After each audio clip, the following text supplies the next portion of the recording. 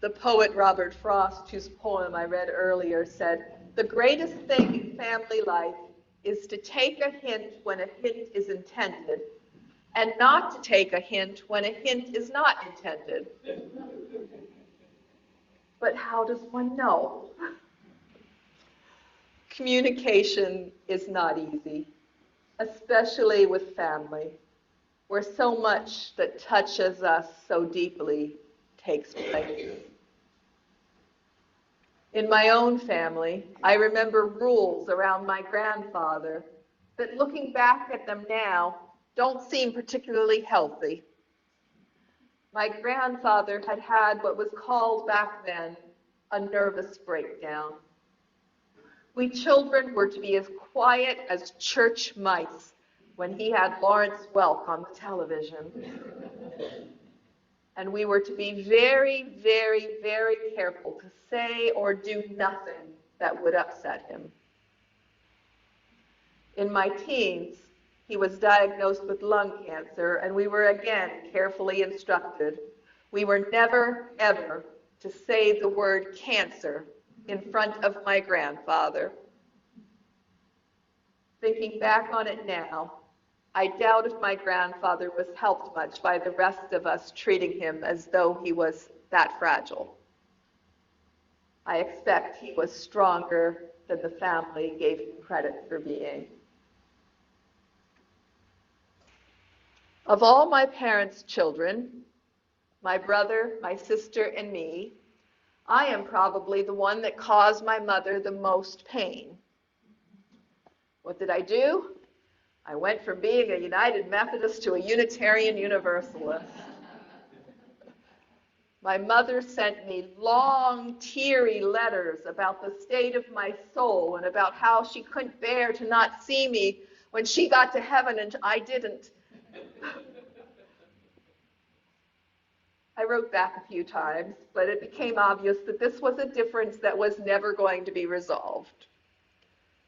Eventually, my mother and I just didn't talk about it, but we kept seeing each other.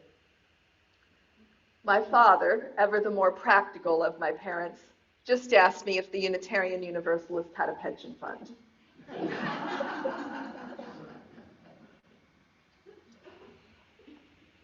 I would say that despite the struggles, I had a happy childhood and a loving family. No family is easy. Mine was not as hard as many I have come to know. Starting my own family wasn't easy either. I got engaged in college to the only man I had ever dated because that's what one was supposed to do. All my friends were getting married. It was the thing. Fortunately for me, he graduated from college a year ahead of me, and without his friends around, I began to see the warning signs. I broke the engagement, and I began getting hate mail in my school mailbox from him, which confirmed my decision, but wasn't easy. When I wasn't married at 40, and it wasn't the number, it was that 40 was the age my grandmother was when I was born. I had hit the age of my grandmother. I began the process of adopting. I would look for a school-age child and adopt through the foster care system, and that would solve some of the problems of being a single parent and of the cost of other forms of adoption. But 12-year-olds who have been in the foster care system for 5 years come with some history. I may have thought I was ready to be a mother, but it was going to take some time to convince my daughter of that. Family is hard, but it's worth it. Family, however you define it, includes the people you love most and the people who love you most. I have a book of prayers in my home library that includes one from a New England sampler. God bless all those that I love. God bless all those that love me. God bless all those that I love, and all those that love me. Who makes up your family is yours to decide. Who do you love? Who loves you? You may still love your spouse even after dementia means they no longer remember who you are. Your aunt in France may love you even though you can't remember ever having been to visit her or even talking to her on the phone. Today is Mother's Day, which is why I chose family as today's theme. Unitarian Universalist minister Linda Susan Aldrich wrote this prayer. For all the mothers and mother figures, the grandmothers, aunts, and extended family members who mother, the soon-to-be mothers, the wish they were mothers, the never wanted to be mothers, the it's complicated mothers, the birth mothers, foster mothers, adoptive mothers, stepmothers, the used-to-be dad mothers, and more than one mom mothers, the single mothers, separated mothers, stay-at-home mothers, unhoused mothers, the grieving mothers, those who grieve their mothers, and those whose grief is complex, for all the communities that mother, and for all who depend on the great mother, you are held and beloved. But I don't think today should be just about mothers. So another prayer from Unitarian Universalist minister Kirk Lodman Copeland. Let us praise those fathers who have striven to balance the demands of work, marriage, and children with an honest awareness of both joy and sacrifice. Let us praise those fathers who, lacking a good model for a father, have worked to become a good father.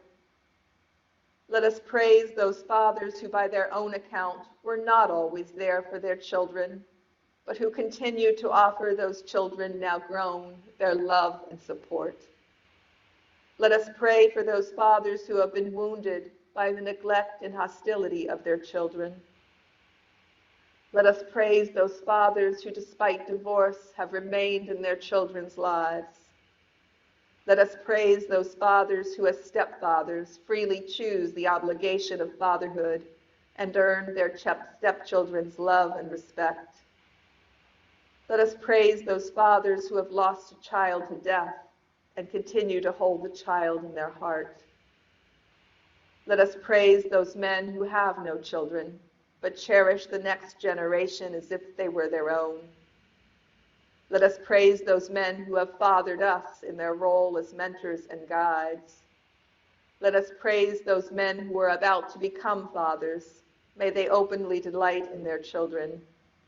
And let us praise those fathers who have died, but live on in our memory, and whose love continues to nurture us. The Reverend Dr. Sherry Prudhomme said, not of family, but of our faith. The patchwork quilt of our theological heritage is torn and fraying in places and is stunningly vibrant in others. Some sections have been mended or wholly replaced. As we mature spiritually as a tradition and as people, we develop our capacities to be with the broken and the beautiful, the contradictions and the complexities. And I think that's an appropriate quote for our families as well as our faith. To love them fully, we need to develop our capacities to be with the broken and the beautiful, the contradictions and the complexities. Family's hard, but it's worth it. Ministers get to be with you through much of it. I have been with the family that lost their young adult daughter to a drug overdose. I've been with the 90-year-old as she sat by the deathbed of her 70-year-old daughter. I have been with the mother who visited her son in prison. And I've been with the mother who prayed that her son's severe depression wouldn't be his end, including being with her when it was his end. I said, ministers get to be with you through this, or much of it. But you get to be with each other through more of it. I get to go in and out of your lives. 18 months with you. Many of you remain here for each other through years. You are the ones who drive each other to services and doctor's appointments, know each other's stories, support the caregiver as well as the sick or injured, pet sit, feed each other, listen to each other, and keep developing your capacities to be with the broken and the beautiful, the contradictions and the complexities. Family, whether we define it by blood or by law or by love, is hard, but it's worth it. I have said more than once that my favorite UU email, the one I never avoid or click through, is the Braver, Wiser stories. This Tuesday, Unitarian Universalist Sarah Purtle wrote, I washed my hands carefully before entering the neonatal intensive care unit where my newborn son fought for his life. He weighed only 2 pounds and was born 3 months early. I kept vigil by spending the whole day alongside him. He rested inside an isolette, but I could extend my arms and contact him through 2 small holes. When I arrived and paused to wash my hands, I used that moment to pray and notice I was entering sacred ground. Machines whirred and brought air through tubes. The first day, I'd watched parents trying to stroke their child's arm through the opening. It was too much. The baby flared in self-protection, and they, the parents, felt pushed away. How could I do this differently? As I extended my hands into his isolette, I sensed what kind of touch he could receive. It changed from moment to moment. Could I cradle his head, or was that too much? Could I offer a pinky finger for him to grip? Would it be helpful to scoop my hand and gently cup his feet? That kept his legs flexed. Some days, any touch at all felt invasive, so I listened closely to what he needed. There was a phrase that I repeated to orient me. What will say love to you today? One night, he developed a raging infection. In grief, I waited for a new strong medicine to arrive at the hospital by truck from the airport. Standing helpless, I asked what would say love. Right then, it meant to stay by his side late into the night. I spoke to him through the glass. If you can, please choose to stay here. The medicine is coming soon. He swiveled his head, and our eyes met. That was back in 1984. Today, he's a strong man in his 30s. Throughout his childhood and still today, that same phrase travels with us. I've used it as a compass when I want to come through with real support.